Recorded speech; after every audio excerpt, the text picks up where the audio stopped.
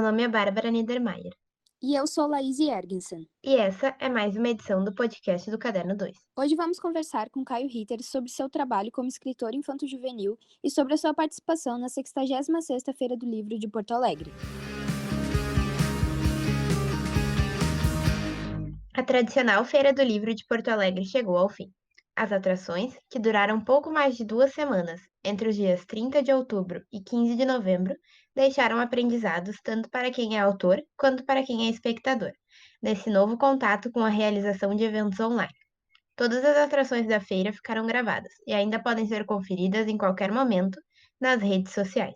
Caio Ritter, que participou diversas vezes da feira, conta um pouco sobre sua participação neste ano, sobre suas obras e sobre sua carreira como professor e escritor. Nascido em Porto Alegre, professor de língua portuguesa e de redação, Caio Ritter publicou mais de 50 livros para crianças e adolescentes. Autor de obras renomadas como Rapaz que Não Era de Liverpool, O Fusquinha Cor-de-Rosa, A Cor das Coisas Findas, Sete Patinhos na Lagoa e Cecília que Amava Fernando. Foi o primeiro brasileiro a conquistar o prêmio Barco a Vapor em 2005. Confira agora a nossa conversa com o autor. A gente queria agradecer muito a tua presença aqui para falar um pouquinho com a gente das tuas obras, da tua carreira. Pra gente do Caderno 2 é muito importante que tu esteja aqui conversando com a gente. E muito obrigada pela tua disponibilidade de tempo de estar aqui com a gente hoje. Valeu, Bárbara. Obrigado também pelo convite. Enfim, sempre é bom falar sobre livros, sobre literatura. Me encanta, enfim. Tu, como escritor, já lançou mais de 50 livros infanto-juvenis, que já foram lidos por milhares de jovens do país inteiro. Inclusive, eu já li vários deles quando eu estava na escola. Olha que bom. Então, a gente gostaria de saber qual é para ti a importância da leitura para os jovens e para as crianças. Olha, na verdade, a importância é fundamental. Assim, eu acredito que entre todas as artes, claro, vou puxar a sardinha para o meu assado, mas entre todas as artes, me parece que a literatura, né, é aquela que envolve o ser humano em todos os sentidos, né? Se a gente for pensar que a matéria-prima da literatura é a palavra, né, e que uma única palavra ela pode acionar na nossa mente uma série de emoções, uma série de experiências, né, nossas ou não nossas, enfim, e que aí essas palavras construindo um universo, esse universo que dialoga com a realidade, mas que não é a realidade, me parece fundamental, sobretudo para a infância e para a adolescência, em que nós temos pessoas em formação, não só intelectual, mas também emocional, né? E nós, durante a nossa trajetória pela vida, a gente vai se encontrar e se deparar com N possibilidades de emoções, né? Tanto emoções positivas quanto emoções negativas que vão nos construindo como pessoa.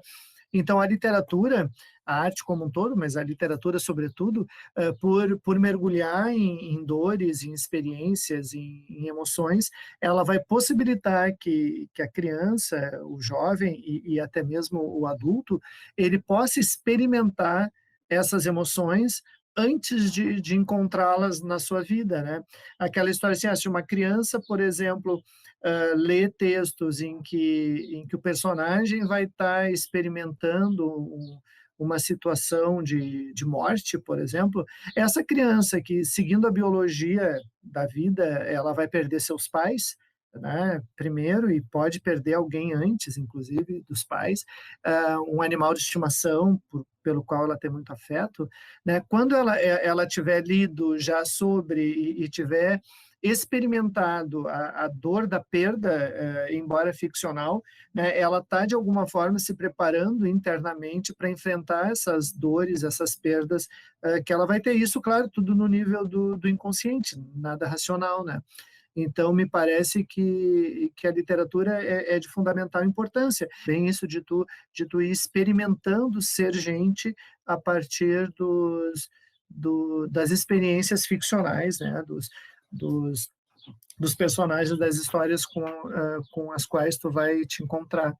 Então, me causa muita tristeza, né, quando tu vê adultos, professores, pais ou até mesmo o governo querendo fazer essa higienização, né, tirar da história a dor da perda, os conflitos, na verdade, que são inerentes à vida humana, né? Como se tu quisesse proteger a criança, colocá-la dentro de uma redoma de vidro, mas a vida não é uma redoma de vidro, né? Então, na verdade, tu tá protegendo e tu tá despreparando a criança e como ser humano que vai ser saudável, né, no sentido de poder experimentar determinadas frustrações na vida, dores e não adoecer ou não se desesperar ou em virtude disso, porque ele tem ferramentas emocionais para enfrentar as dores do viver.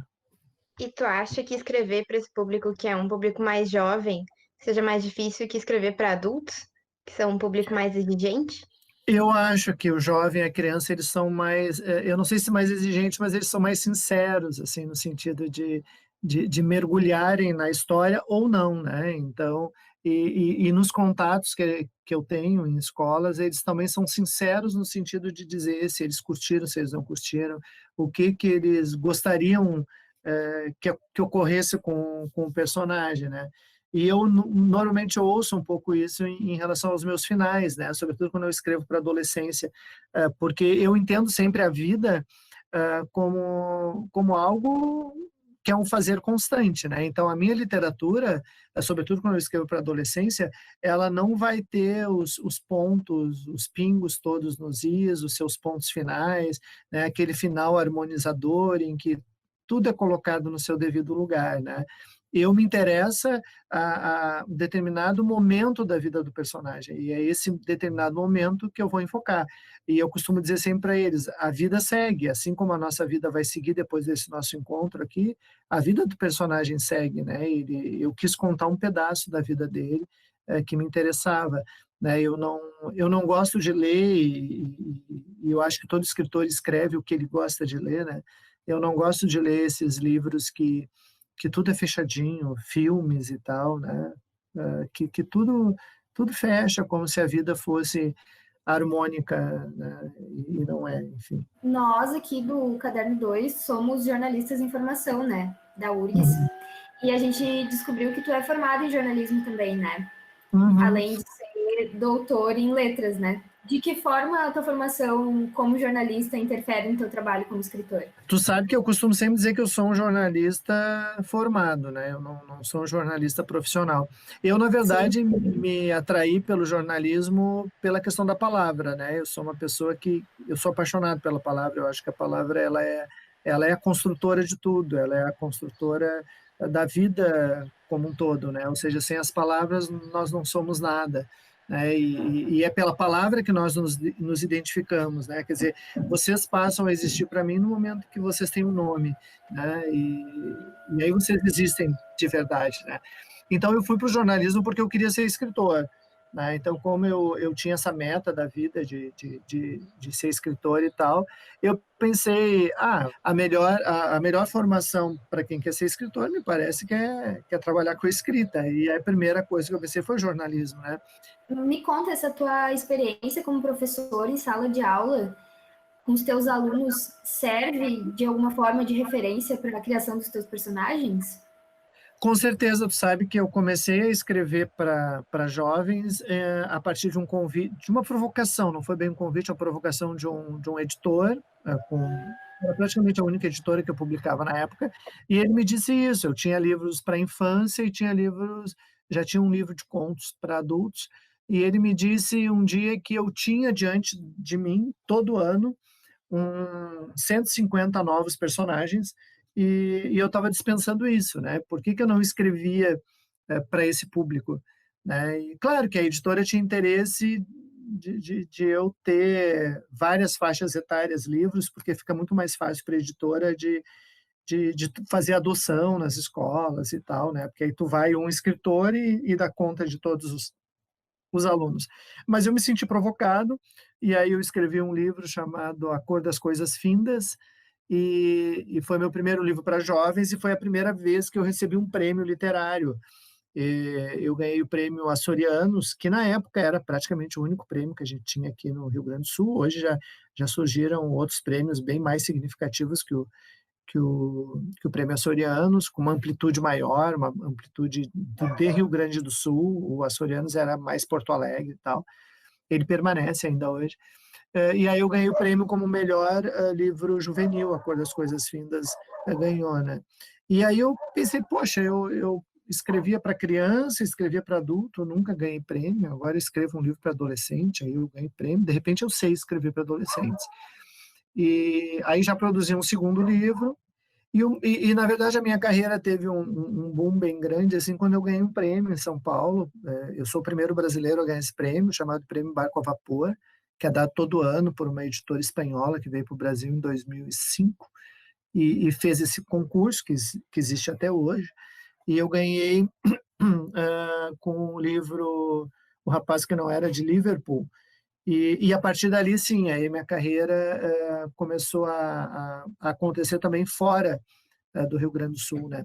E foi um livro para jovens, né? Que deu esse gatilho, né? De eu me deixar de ser um escritor gaúcho, como as pessoas adoram botar esse rótulo, e me tornar um autor brasileiro, embora sempre que lá fora aconteça alguma coisa, o escritor gaúcho.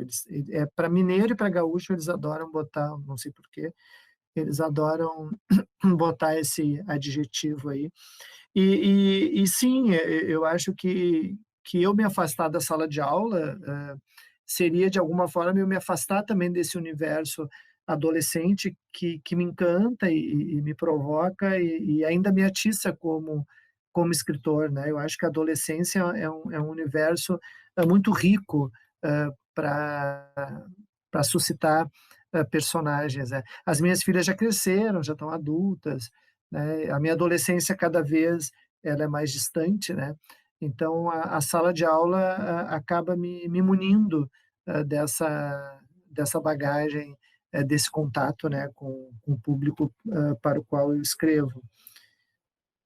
Normalmente tu pensa uma coisa daqui, uma coisa de outro, uma outra coisa de personagem, muitas vezes vem de um aluno, né, um jeito de olhar, uma expressão, um tipo de cabelo, né, um óculos, uma tatuagem, essas coisas tu acaba compondo, né? Às vezes um nome, né? Eles tem aluno que tem nome muito literário e claro que tu faz uma mudançazinha para não identificar muito assim e tal.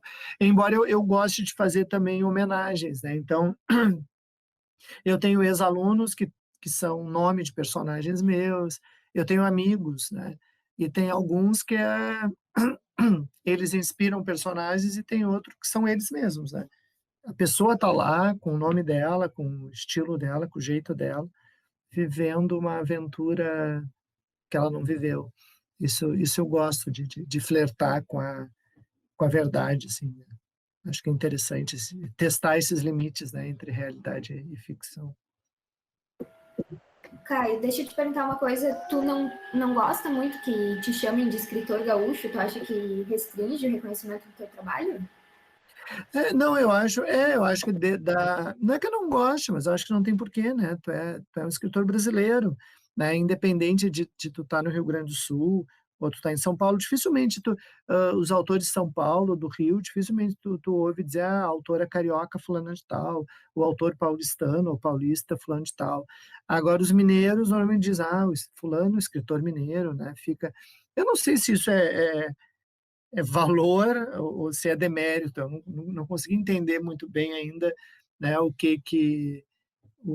porquê disso, né? Mas acontece, né? E fora, se tu está dentro do teu país, né, eu acho que tu não precisa regionalizar, né? A literatura ela não é regional, né?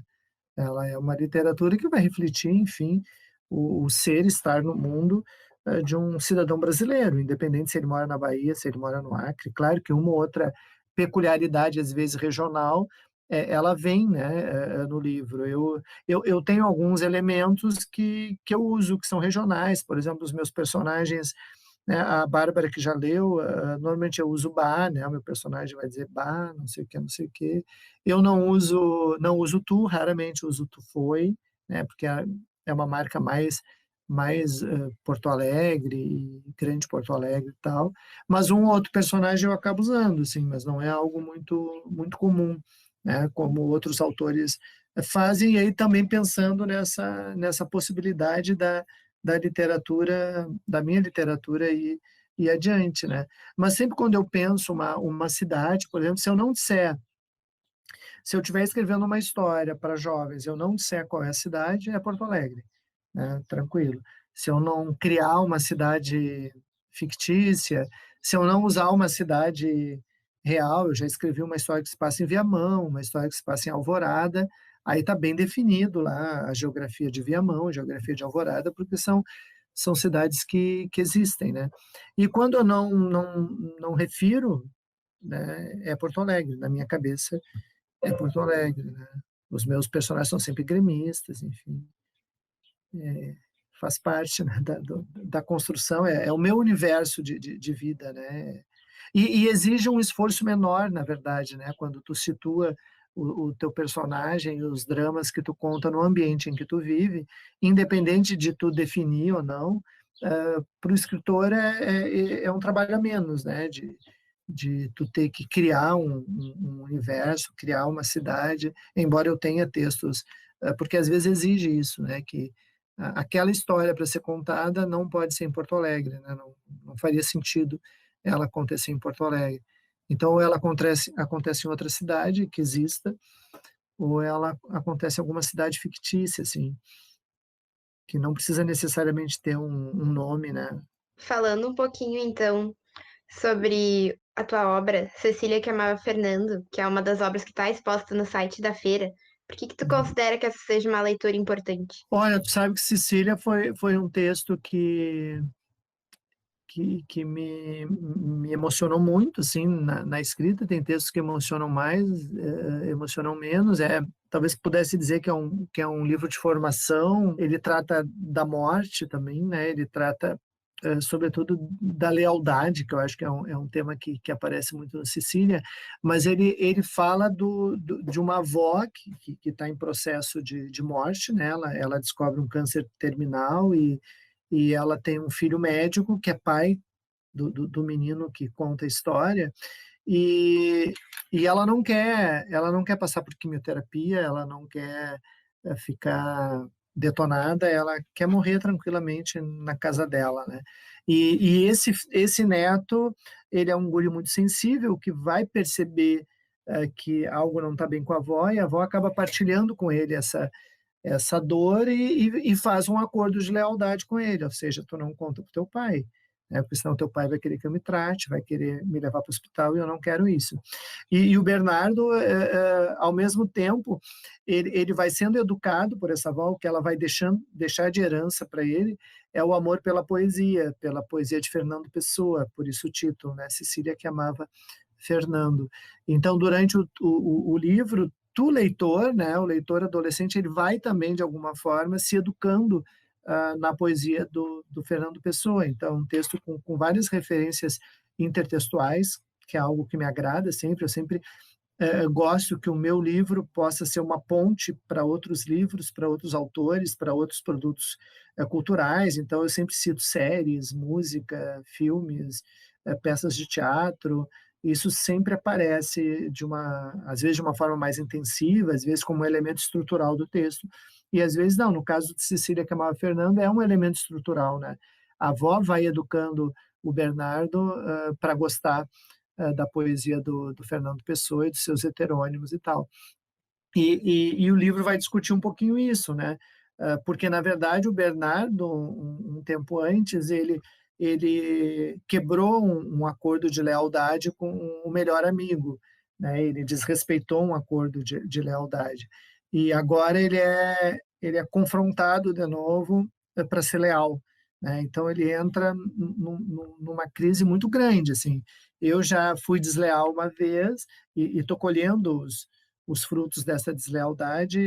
Eu vou ser desleal de novo, né, com a minha avó. Então ele entra num drama bastante tenso e bastante denso, né? Então é um livro que me agrada, que me agradou muito escrever. Ele também venceu o prêmio Açorianos de melhor livro, ainda no original, né? O Açorianos tinha um prêmio, hoje não tem mais, chamado açorianos de criação literária, então era premiado, cada ano era premiado um gênero, assim.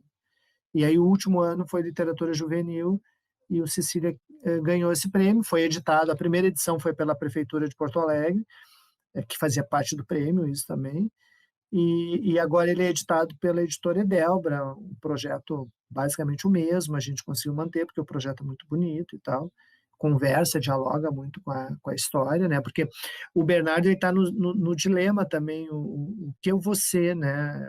Que faculdade eu vou cursar. Eu acho que ler o Cecília, ele vai fazer isso, assim, ele vai testar essas possibilidades, né, da relação entre duas gerações, que é o Bernardo e a avó, trabalhar um pouco essas questões de perda, né, tanto da questão da lealdade quanto da perda física com a morte da avó, a possibilidade da sua morte, e também essa questão de herança, né, uma herança que é uma herança afetiva, né, e não uma herança financeira, monetária e tal, e pode, quem sabe, aproximar o jovem, o adolescente, da poesia do Fernando Pessoa, ou da poesia como um todo, porque o Bernardo, ela deixa também para o Bernardo uns cadernos, né, quando ela falece, dei spoilers, né, e nesses cadernos ele vai descobrir que ela também poetiza, né, que ela também escreve poesias, e isso também no nível da organização do texto, né, fez com que eu tivesse que escrever poesias que ela escreveria num estado como ela está, né, lutando contra um câncer e tal. O que ela poetaria, né? Que tipo de eu lírico ela traria para os poemas dela? Então, me obrigou não só a escrever a história da Cecília, como escrever os poemas que ela escreveria, né? Então, no plano da ficção, tem o Caio, o escritor, que cria a Letícia, que é poeta, né? Então, os poemas que estão lá, em princípio, no plano da ficção, não foram escritos por mim, né? Foram escritos por ela. Foi um livro que me deu muita alegria, assim, de fazer. É um dos meus livros que eu acho que eu gosto mais, assim, da finalização, né? Da forma como ele fechou, e me encanta bastante tê-lo escrito, né? Bem interessante tu tratar dessa questão de escolher a profissão, de escolher a faculdade, né? Que foi uma coisa que a gente passou não faz muito. É uma pressão, né? Desse sistema neoliberalista, que a gente faça tudo rápido e que seja muito certeiro para a gente produzir mais e mais rápido, né? E assim como tu trata de outros assuntos bem importantes, né? Das relações familiares, de questões sociais bem importantes, da própria morte, como tu mencionou. E eu queria saber como é que acontece esse processo de tradução, assim, da nossa linguagem, da tua linguagem, né, de um cara adulto, com todas as tuas vivências, para a linguagem de um adolescente ou de uma criança. Como é que acontece esse processo? E o que a gente pode esperar da tua próxima narrativa? Qual é a temática que tu tem em mente? Se tu pode falar um pouco sobre isso. Eu acho que escrever sempre é um processo de empatia, né? Não interessa para quem tu escreva, é um processo de se colocar no lugar do outro. E acho que os bons escritores, os grandes escritores, eles conseguem diminuir essa distância, né, entre o autor e a voz que fala no poema, ou a voz que fala na narrativa, então, né? Acho que é um pouco isso. É o que eu sempre procuro fazer, assim, né? Se eu fosse uma jovem adolescente os pais estivessem num processo de separação, vamos supor, estou viajando agora, né? O que eu faria, como eu me posicionaria, né? Como seria isso, né? Como é que é o estar e o ser mulher, adolescente, hoje, né? Ou numa determinada realidade. Então, me parece que é um pouco por aí. Eu não busco, na minha literatura para jovem, eu não me preocupo muito com a linguagem, com uma aproximação da linguagem do jovem. Dificilmente tu vai achar nos meus livros gírias, por exemplo, né? Eu acho que a gíria, ela data o texto, né? Mas tu vai encontrar referências ao universo jovem. Então, Facebook, WhatsApp, essas coisas todas que fazem parte, né, do universo adolescente, elas também fazem parte do meu universo de escrita, mas nunca tentando escrever um texto que fique, que dê ao jovem o que ele já tem, né? Eu acredito que a literatura ela tenha que, em alguns momentos, ir de encontro à expectativa e não ao encontro da expectativa, né? Eu acho que ela precisa fazer um pouco isso. Ela dá para o jovem o que ele já conhece, mas, ao mesmo tempo, ela abre possibilidades e horizontes, até no universo da linguagem, né? Então, eu sou um escritor que não sou muito inventivo na escrita. Eu acredito que contar uma história não pode dificultar o acordo de comunicação, né? Vocês fazem comunicação e tal. O acordo de comunicação é o quê? Eu falo e tu entende, né? Eu não tenho por que dificultar em virtude de ser literatura. Mas eu quebro a sintaxe em alguns momentos, eu uso algumas liberdades formais, mas sempre a favor da história que eu quero contar.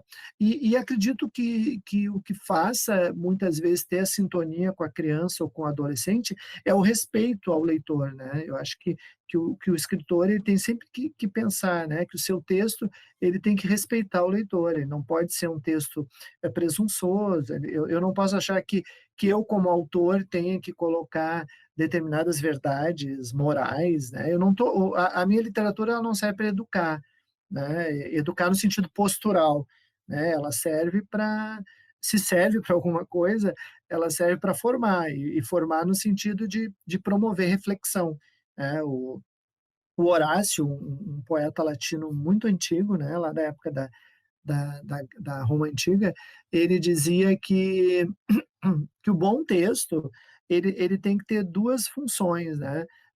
Básicas. Uma que seria o entreter, né? E a outra que seria o ensinar, né? Eu normalmente traduzo o entreter como o prazer estético com as palavras, não o entreter de passar o tempo, né? De eu estar lendo e estar me encantando com as palavras, que é a matéria-prima da literatura. E o ensinar, eu gosto de fazer uma mudancinha nele e entender o ensinar como refletir. Não é o texto que ensina, né? O texto vai promover, vamos dizer assim, que o universo do jovem ou da criança borbulhe de ideias, né? Que ele pare para pensar sobre aquela história e que de que forma aquele texto, de alguma forma, conversa com ele, dialogue com ele, né? Então essa normalmente é a minha preocupação, assim, é ir ao encontro, né, da expectativa do jovem quando trabalha com o seu universo, né, de trazer para o texto as dores do viver adolescente, que são muitas também as dores do viver, do estar no mundo, e também em alguns momentos ir de encontro, né? Então fazer esse movimento ao encontro e de encontro para trazer para ele também alguma novidade, né? Para que ele não fique envolvido com uma história que lhe dá o que ele já tem, né? E então é um pouco por aí.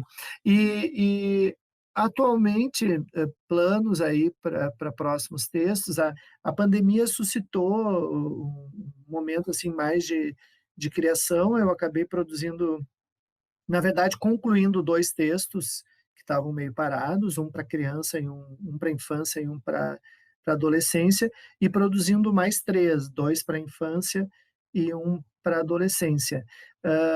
Não sei se eles serão publicados. Na verdade, no preâmbulo tem 2 também, um para infância chamado Três Galinhas em Alto Mar, que acabou a partir de um livro que eu publiquei chamado Sete Patinhos na Lagoa, que fez um sucesso bastante grande com o público e que conquistou vários prêmios no Brasil e fora do Brasil. Também foi traduzido para 4 línguas. Esse livro acabou a editora me convidando para produzir outros na mesma linha e acabou gerando uma coleção. Então, hoje publicados, a gente tem os Sete Patinhos na Lagoa, Três Porquinhos na Floresta e os 5 Girafas no Espaço. Está no preâmbulo para sair, já está pronto. A pandemia acabou segurando a publicação, a impressão, na verdade, que é o aí eu resolvi fazer número par, né? Era só ímpar, que é 4 Galinhas em Alto Mar. E agora, na pandemia, eu escrevi 2 Pinguins no Deserto, que estava já todo planejado, mas eu não conseguia pegar o tom dele, e a pandemia me deu o tom, acabei escrevendo. está pronto, mas ainda não foi para a editora.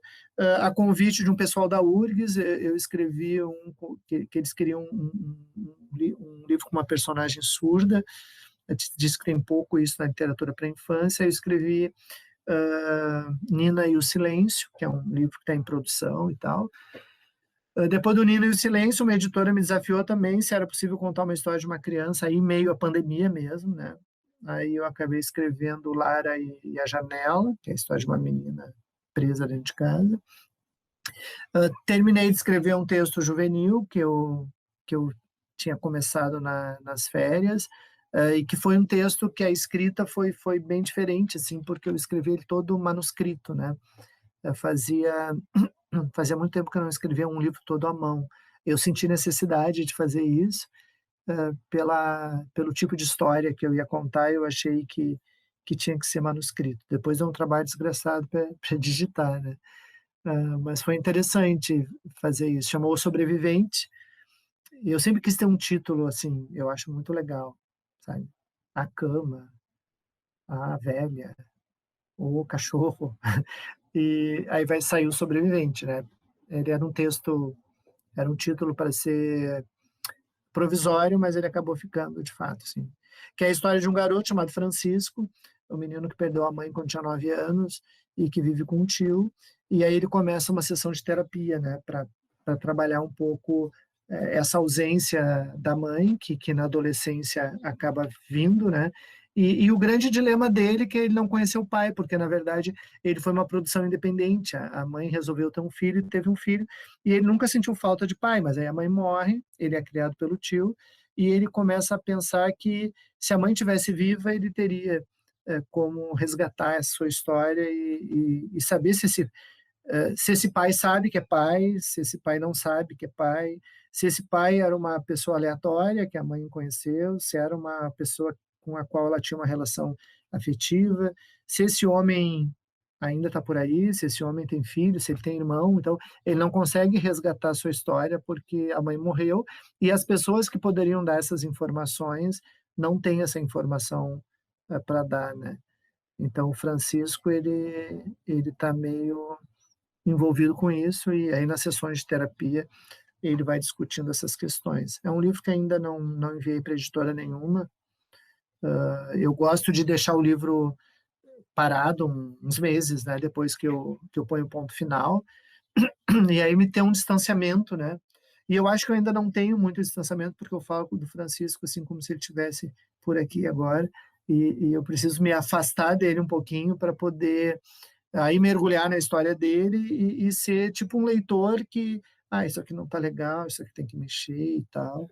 Às vezes a minha mulher faz isso para mim, ela trabalha também com edição de livros, né? Ela editou alguns livros meus, mas ela trabalha para algumas editoras propondo projetos, leitura crítica e tal. Um outro projeto que acabou surgindo na pandemia, que já era um desejo antigo de meu e de alguns outros escritores, de a gente se reunir mensalmente para conversar sobre o mundo da leitura, sobre perspectivas de publicação e todos os temas envolvendo livro e leitura.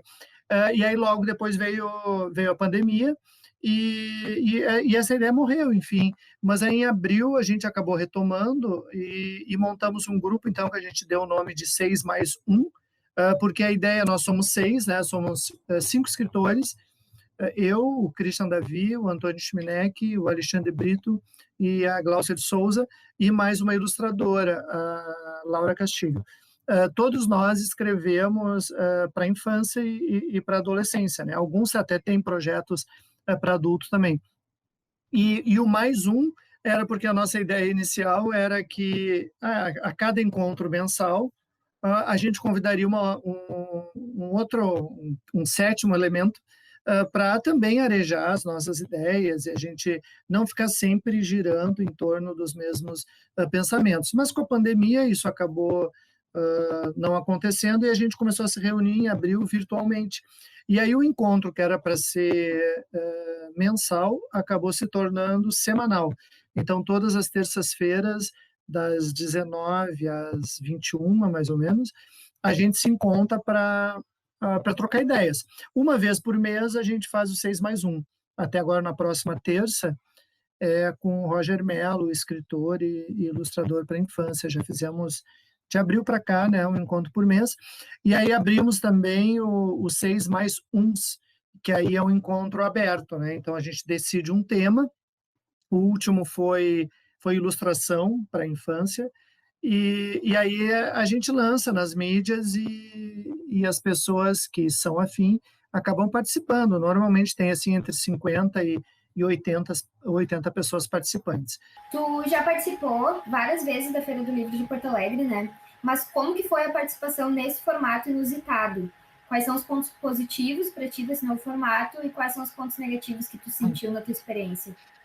Tá, é tudo muito estranho, na verdade, né? Para quem participa há vários anos da feira e a feira tem uma atmosfera, né? Que é isso de tu ir para a rua, de tu estar no meio das árvores, de propiciar, na verdade, encontros, né? Então, é muito comum a gente ir para a feira com uma programação, ou seja, eu vou assistir tal palestra, eu vou fazer tal coisa, e aí tu chega lá, depara com pessoas conhecidas ou com leitores, enfim, e tu acaba vivendo a feira muito mais do que consumindo, vamos dizer assim, os produtos que a feira oferece, sobretudo para nós, acredito, escritores. Então, isso se perdeu, né, nesse momento online, assim, essa atmosfera de feira de livro. Eu até, conversando com os amigos esses dias, eu disse que é um evento com o nome de feira de livro, mas não é uma feira de livro no sentido do qual a gente estava com o qual a gente estava acostumado, né? E quando a gente vai, os eventos dos autores daqui, eles são gravados num estúdio, né, na Zona Norte, na Fábrica do Saber, eu acho que é o nome. Então, tu chega lá, é tu que está lá, e aí tu faz uma entrevista, praticamente, com a pessoa que está assessorando e tal, e as perguntas, a interação, ela vem via celular, via perguntas, e tu não tem aquela interação do olho no olho, do contato com o leitor, da troca de sinergia que acontece muito, né? A Gláucia de Souza, até a gente estava falando sobre isso hoje, ela foi ontem, eu acho, e ela disse, eu senti falta do alarido da gurizada, do público, né? Isso se perdeu, né? Mas talvez uma vantagem que a gente tenha, e que teve, na verdade, a possibilidade de ter um contato com autores que ou não viriam à feira, ou seria muito difícil o contato, né? Como esse ano houve com a Isabel Allende, com a Rosa Monteiro e outros autores, né, que a gente acaba tendo contato, só que o contato ele acaba sendo tu na tua casa, né? E talvez se a gente tivesse a possibilidade de ver num telão, num auditório, alguma coisa assim, né? É provável que isso acabe acontecendo nas próximas feiras, mesmo quando ela voltar a ser presencial, talvez seja algo que acresça, né? De tu conseguir trazer um autor para a feira sem precisar que ele venha fisicamente. Falando sobre a feira ainda, o nosso último convidado da Feira do Livro aqui no Caderno 2 foi Jefferson Tenório. A gente viu que tu estava lendo o livro dele essa semana. Tu disse ser uma leitura necessária, né? Eu queria saber um pouquinho como é que é essa situação para ti, qual é o significado que tem para ti do Jefferson ser o primeiro patrono negro e o mais jovem da Feira do Livro. Que considerações tu pode fazer desse avanço da feira? Olha, uma das grandes alegrias é que o Jefferson foi meu aluno, né? Eu fui professor dele no curso de letras e é um amigo querido, enfim, uma pessoa muito muito querida, muito afetiva. Eu acho que está sendo um patrono bastante afetivo mesmo nesse sentido, assim, tu vê ele muito presente na feira, né? E tu vê que algumas demandas que antes não eram prestigiadas de forma tão consistente na feira, como a presença de autores negros nas diferentes mesas, diferentes atividades e tal. Acho que nesse sentido a feira se ressignificou, né, ao trazer um autor jovem, porque normalmente se dizia que antes dos 50 não se era patrono da feira, né? E agora a gente já teve a Maria Carpe, eu acho que ela tinha 70, quase 80 anos, também uma amiga querida, quando foi patrona da feira. E o Jefferson, ele vem com um crescer bastante significativo com a sua obra, uma obra que tem se mantido, né? Eu li o Beijo na Parede, li o primeiro, o Estela Sem Deus eu não li, mas a gente tem aqui em casa, porque a minha esposa é fã dele como pessoa e como escritor. E esse mais recente, agora, o Avesso da Pele, eu li, acho um texto necessário, um texto fundamental, né, para a gente pensar e repensar e pensar-se e repensar-se, né, sobre a nossa contribuição ou não, né, na construção dessa estrutura bastante racista ainda presente na nossa sociedade. Em Porto Alegre isso é muito evidente, né? Então acho que a presença do Jefferson como patrono é bastante significativa nesse sentido, né? Esperemos, na verdade, que seja o início de um novo pensar da feira, né? Na hora da escolha dos autores que serão homenageados. E falando um pouquinho sobre incentivo à leitura, a gente consegue ver, quem está em casa não consegue, mas a gente está enxergando a tua biblioteca aí no fundo, com bastante livros, e a gente queria saber um pouquinho sobre quais são as tuas referências literárias e pedir para tu indicar para a gente e para os nossos ouvintes uma obra que seja muito importante para ti, que tu acha que todo mundo deveria ter contato com ela. Tá, essa estante que vocês veem aqui atrás, na verdade, é só de literatura para infância e para adolescência, né? A gente tem na casa nichos, né? Então, quando a gente quer um livro para adolescência ou para infância, ele está aqui também os teóricos, assim, em relação a os teóricos de leitura e literatura. Depois a gente tem uma outra estante, que aí tem os meus textos, tem poesia, né? Tem literatura universal, literatura latino-americana, gaúcha, brasileira, meio que dividida assim, por segmentos e tal. Em relação a livros, eu vou sugerir dois, assim, pensando nos adolescentes, né? Que é o meu público. Tem um livro que eu coleciono, que eu sou apaixonado por ele, e atualmente eu estou me apaixonando muito também pelo autor, né? O meu pós-doutorado foi em cima da escrita desse autor, que é o Lewis Carroll, né? O autor de Aventuras de Alice no País das Maravilhas. O meu pós-doutorado foi a escrita de um texto, eu fiz em escrita criativa na PUC, e foi em cima, eu escrevi um texto literário juvenil que busca recriar o momento em que o Lewis Carroll escreve As Aventuras de Alice no País das Maravilhas. Então, houve uma pesquisa histórica, uma tentativa de preencher os vazios, né, que existem em relação à criação da obra e em relação, sobretudo, ao relacionamento dele com a menina que gerou o livro, a Alice Liddell. Então, foi um texto que eu escrevi, teve todo o trabalho de pesquisa, claro, mas eu escrevi assim meio que tomado pelo desejo de, né? Então foi um livro que eu acabei escrevendo muito rápido. Depois eu fiz aquela leitura toda, mexi pouca coisa nele. Chama Dia de Alice e ele tá numa editora esperando a avaliação crítica e tal. Um texto que eu sempre indico é Alice, né? O Aventuras de Alice no País das Maravilhas, que eu acho que é um texto que ainda tem muito a nos dizer, embora ele tenha sido escrito há mais de 150 anos. E é um livro que me fascina, que eu coleciono, eu devo ter em torno de 150 exemplares de diferentes edições, em diferentes línguas, das Aventuras de Alice no País das Maravilhas, e ali no meio tem alguns através do espelho encheridos aí no meio. E um texto que, para mim, é o grande texto feito para a adolescência e que é o texto que eu costumo dizer que eu gostaria de ter escrito, saco que ele escreveu antes, que é O Apanhador no Campo de Centeio, do Salinger.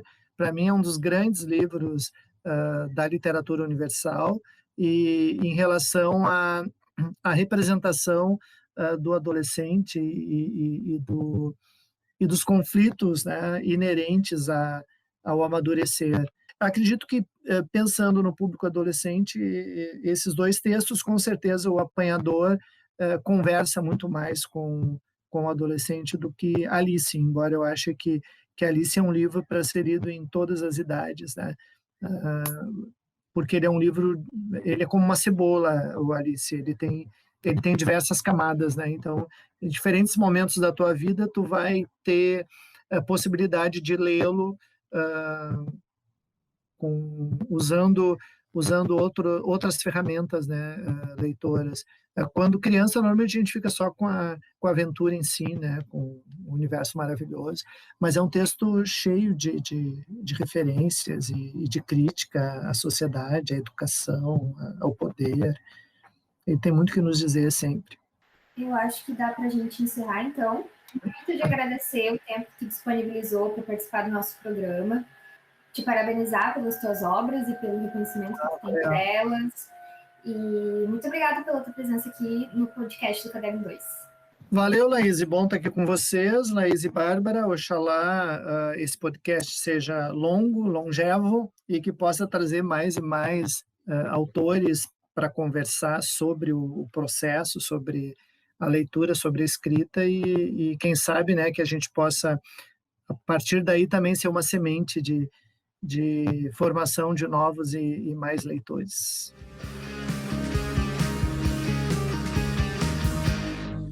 É sempre muito inspirador poder conversar com pessoas tão apaixonadas pelo que fazem, como o Caio, e que têm tantos anos de feira e tantas obras tão marcantes.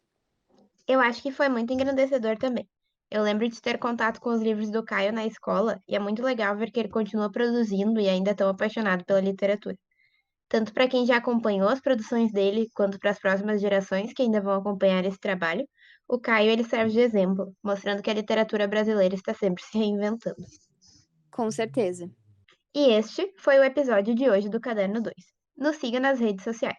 Estamos ativos no Facebook, Instagram e Twitter. Leia nossos textos disponíveis no Medium. A edição deste podcast foi feita por Mauro Gonçalves e ele foi roteirizado por Bárbara Niedermayer e Laís Ergensen. Trilha sonora original por Arthur Last e Adriano Quadros. Muito obrigado pela sua audiência e até semana que vem, com mais um episódio do podcast do Caderno 2.